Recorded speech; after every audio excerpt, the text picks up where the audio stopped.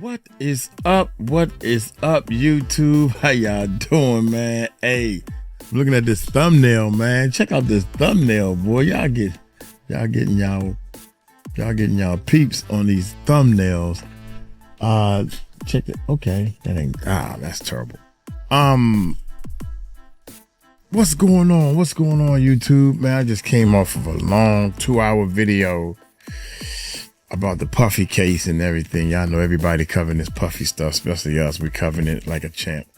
The night Clive Davis and Diddy found out how dangerous TLC were. What? Shout out to TLC, rest in peace. To the little girl that passed away. I forget which one, left eye and everything. But they was, people love that fame, man. I don't understand how people can do so much or do anything for the fame and not care about the business side of it, man. And one of the things I can remember was watching TLC on an award show, and they was getting an award, and after they got the award, they took that time right then to tell the world that, it's good getting on these awards and stuff, but we broke, y'all. And it's like, they don't want, we as the fans, we don't want to hear that. They took that time to say, we ain't making no money, we broke, what's up? Why you telling the fans? You need to go talk to your record label about that and stuff. The business people, your manager, not us. But back then it was news. It was shocking news to us. So, but the way, now that I'm a grown person, the way they handled their business wasn't too well, man. So y'all hit that subscribe button, hit that bell. I'm dying to see what they gonna say anything about Clive Davis in this court proceeding. Let's check it out. Why did TLC hold Arista hostage? The record company, Clive Davis, we held them hostage like guns, the whole shebang. They made $75 million and got handed $50,000 checks. So TLC did what no other act dared to do. They stormed Clive Davis' office, kicked Diddy out of a meeting, and held the entire label hostage. So we went up there and held everybody hostage, and Puffy was the one that snitched us out. Yo, B, your girl's up here mad bugging, yo. What happened next would change the music industry forever, and Clive Davis never looked at them the same again. What? Oh my God, are y'all sure? Oh my God, wait a minute, man. Woosah. Hey, real facts, man. They ain't the only ones that did something like this, man. Mickey Howard, I was on tour with Mickey Howard, and I was ear hustling, y'all, and hearing all this stuff, and they were saying Mickey Howard ran up into the record label, and you know how you have a seat, let them know you here, and we're gonna buzz you in and all this stuff. Nah, damn that. She went storming right in. Oh my God, boy, these girls, they gangsters. Your girl's up here mad bugging, yo. What happened next would change the music industry forever, and Clive Davis never looked at them the same again. And we have one of the girls acting as security outside of that door, and we said, don't let anybody in or out unless we say so. Okay, so damn. Clive is like, girls, what's going on? And decades later, Chile quietly confirmed the other truth, what she witnessed while dating Usher, and why Diddy panicked the moment she started talking. He did the ultimate no. You don't do that. And he did that, and I'll never take him back. So it's a done deal. He did. He really did. This isn't a story about music. This is about what happens when three women decide to fight back and never back down. TLC didn't start off dangerous. They started off broke. By the time Crazy Cool went multi-platinum and pulled in $75 million, the members of TLC, T-Boz, Chile, and Left Eye were driving beat-up cars, had barely any furniture, and were each handed $50,000. TLC had generated on Crazy Coup $75 million, and they gave us $50,000 a piece. I was like, what the hell? That's when everything changed. Left Eye, fresh out of the diversion center after setting her ex's house on fire, had met a new group of associates while locked up. Women who didn't play. Ex-cons. Big, intimidating, and down to ride. So when Lisa said, let's go get our money, the plan was set in motion. Wow. They didn't go through managers. They didn't. Oh my God, wait a minute. Hold up. Are you serious? Set it off. This is straight out of Set It Off. Wait a minute. So you mean it's yo, you try to handle that? I'm strapped. Let's go handle our business. Wait, we need a plan. Man, F a plan. We're going to go in there and just take the money. Oh my God. Intimidating. And that's crazy. Down to ride. So when Lisa said, let's go get our money, the plan was set in motion. Oh, they didn't go through God. managers. They didn't file lawsuits. Uh-huh. They drove straight to New York. Clive Davis, the man behind the label Arista, was at the top of the food chain. And Puffy, still going by that name at the time, just happened to be in the middle of a meeting with Clive when TLC showed up. Tion's cousin walks over, at the time it was a tape, stops the tape, gives it to Puffy and says, TLC's got a meeting with Clive and you got to go. Your meeting's over. TLC's crew spread through the building, snatching plaques, posters, anything with their name on it, and loaded it all into a waiting limo. Their limo driver was the getaway car. One of their girls acted as security outside Clive's office. Nobody got in. Nobody got out. They told Clive they were broke. They told him L.A. Reid was pointing fingers. And then the cops showed up. Clive had a decision to make: press charges and risk headlines, or handle it quietly. TLC left with no arrests. But soon after, the money came. Not all of it. It was recoupable, which meant they still didn't see most of it. But the renegotiations started. The label was rattled, and TLC made it clear they weren't just artists. They were fighters. And from that moment on, Diddy knew TLC wasn't the type of act you controlled. They were the kind you ran from. They didn't just scare Clive. They embarrassed Diddy.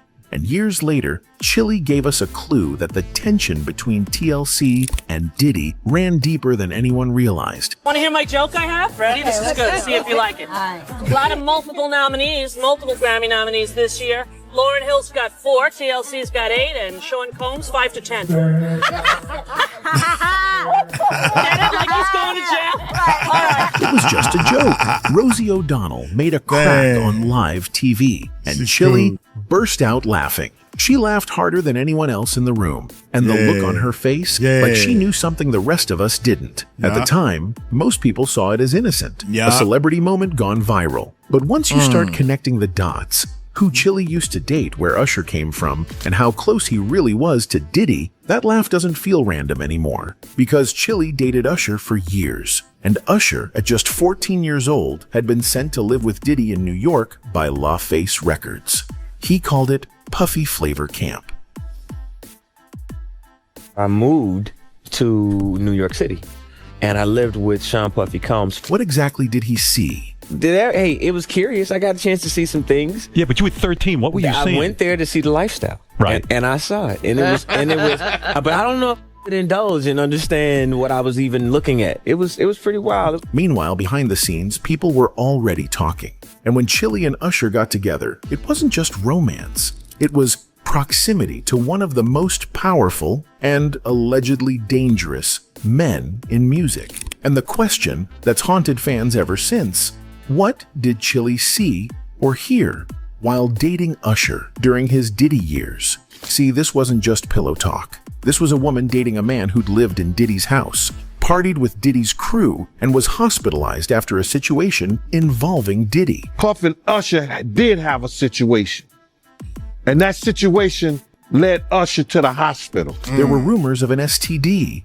There were stories that Kim Porter found tapes. There were claims that Diddy bragged about it all. And now, legal documents mention an unnamed artist with a Vegas residency and a Super Bowl performance. That matches Usher. and if Chile knew what was going on behind the scenes. If Usher told her everything, it explains why she suddenly backed off from both Diddy and Usher. She stopped speaking on him. She stayed away from Diddy's world, and she never looked back. Because what she may have learned wasn't just heartbreaking, it was dangerous. And in interviews since then, Chile never directly confirms what she saw. But she always makes one thing clear. Sometimes you're supposed to be with people for a reason, but not a lifetime. And if Usher was carrying trauma from what happened at Diddy's, Chile may have seen exactly what it did to him up close. The cheating, the emotional distance, the erratic behavior. And now, after everything that's come out, some people don't even blame him. They blame Diddy. Because if Diddy exploited Usher, and Usher passed that pain forward, then Chile was a witness to all of it. And Diddy knew that. That's why her laugh at Rosie's joke hit different. Because maybe that wasn't just a punchline. Maybe it was payback. But Chile wasn't the only one Diddy and Clive had to worry about. If anyone in TLC truly scared them, it was Left Eye.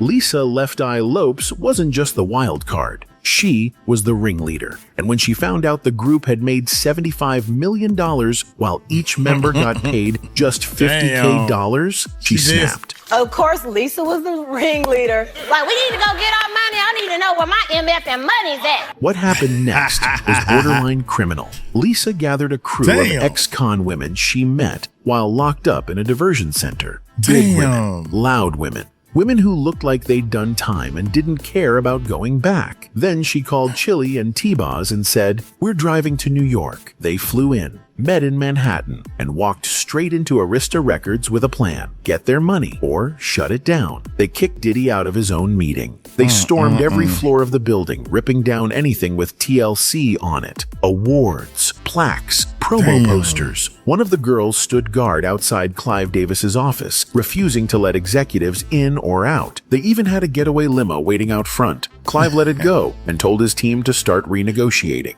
But the fear? That lingered. Because Lisa wasn't just about contracts and money. She wanted answers. She wanted to know who had their money and what was really going on behind the scenes. Shortly after, she made one of the boldest career moves of her life, signing with Death Row. Nobody could believe it. TLC's most outspoken member had just joined the most dangerous label in music. And right when it looked like Lisa was about to expose everything, from the money trail to industry secrets, the unexpected happened.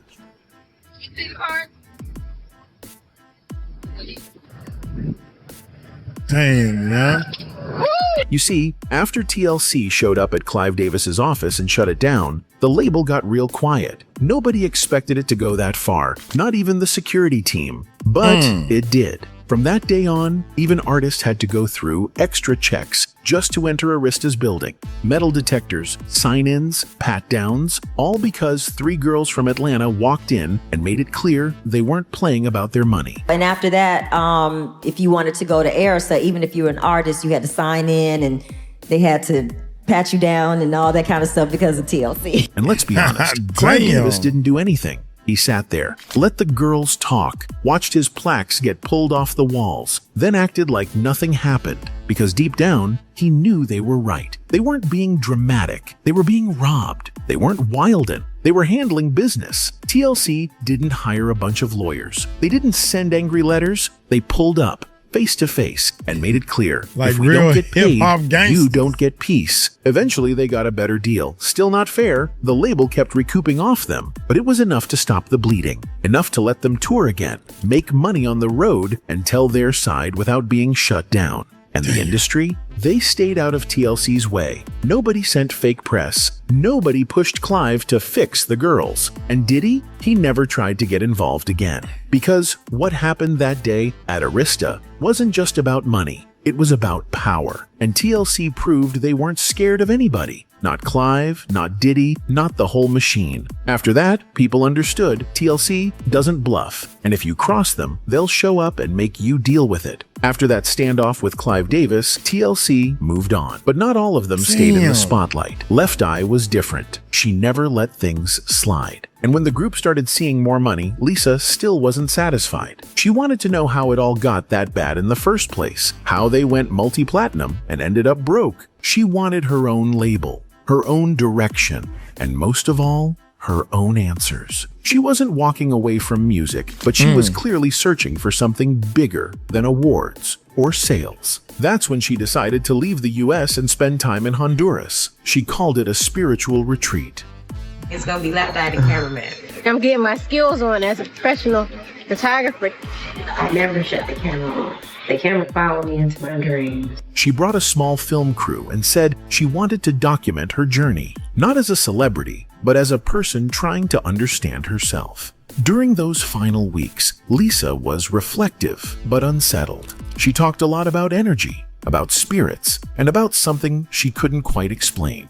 She felt like she was being watched. She believed something was following her. Just a few days before the crash, there was a strange and tragic moment. Lisa's vehicle accidentally struck a young boy walking on the side of the road. He didn't survive. His last name was also Lopes. Lisa was visibly shaken, and she told the camera that she believed the spirit meant to take her, not the boy. After that incident, her mood shifted even more. The footage shows her quieter, more tense. She kept going with the trip, but something clearly weighed on her. Then came the crash. The van she was in swerved off the road, flipped, and Lisa was on impact. She wasn't wearing a seatbelt. Everyone else in the vehicle survived. The official report listed it as a tragic accident. The road was narrow. The driver was avoiding another car. But for the people who had been following Lisa's story, especially those who knew what she was working on, the timing didn't sit right. Lisa was planning a new solo album. She had business plans outside of TLC,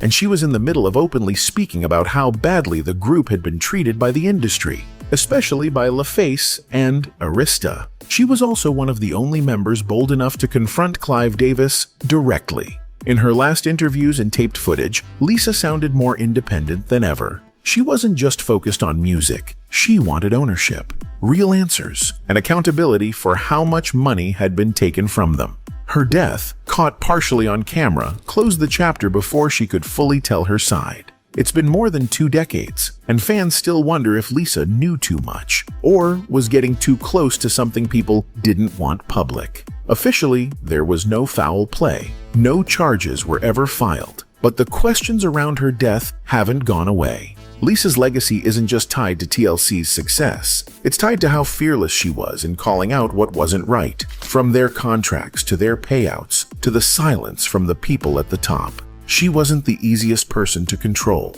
and by the end of her life, she wasn't answering to the industry anymore. After Lisa's death, TLC carried on. They toured, did interviews, and tried to keep the group going. But things weren't the same. The energy was different, and so was the dynamic behind the scenes. T-Boz and Chile stayed in the spotlight, but they moved carefully, especially Chile. Out of all the people connected to TLC, she's the one who stayed the quietest when it came to what was going on behind the scenes. But she didn't disappear. She just kept her distance, especially from Diddy. She didn't go on talk shows and expose anyone. But she also never stood next to Diddy again.